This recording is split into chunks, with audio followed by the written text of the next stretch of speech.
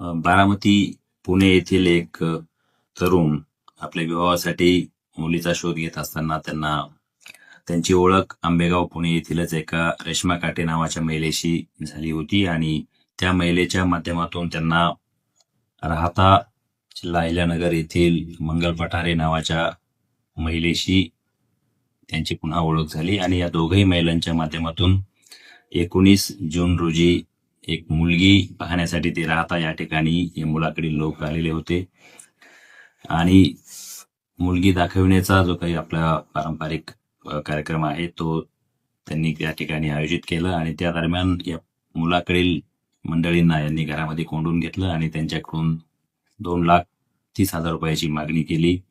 त्याशिवाय जी काही मुलगी दाखवली ती मुलीला आई नाही किंवा तिचे वडील दारू पितात असे वेगवेगळे कारण त्यांना सांगितले. त्यांनी जेव्हा चौकशी केली मुलीची आई कुठे आहे, मुलीचे वडील कुठे आहे, तर याबाबत त्यांनी जी काही माहिती दिली त्यावरून या मुलाकडील लोकांना देखील त्याबाबत संशय आला आणि त्यांनी आम्हाला आपण आधी कोर्ट मॅरेज करून देण्याचा आग्रह यांनी या महिलांकडे धरला आणि त्यावरून मग त्या महिलांना समजलं की आता या मुलाकडील लोकांना सर्व काही वस्तुस्थिती समजली आहे, म्हणून त्यांना कोंडून घेतलं आणि त्यांच्याकडे पैशाची मागणी केली.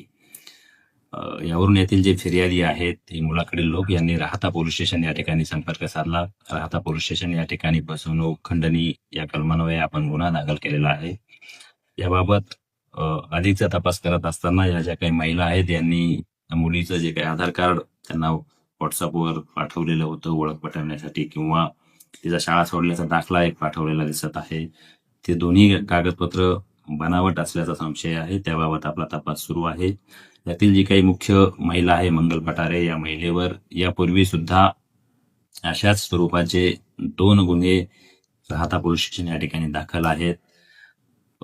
असे जे काही विवाह इच्छुक मुलं आहेत त्यांना फसवणारी किंवा अशा मुलाकडील कुटुंबियांना फसवणारी ही एक टोळी असल्याचं प्रथमदर्शनी आतापर्यंत दिसून येत आहे. या गुन्ह्याचा पुढील सविस्तर तपास आपण करत आहोत. राहता परिसरामधील किंवा अन्य परिसरामधील सुद्धा जर काही असे फसवले गेलेले कुटुंब असतील तर त्यांनी राहता पोलीस स्टेशन या ठिकाणी किंवा संबंधित पोलीस स्टेशन या ठिकाणी संपर्क साधावा, जेणेकरून त्या अनुषंगाने गुन्हे दाखल करून त्याबाबत देखील तपास करता येईल.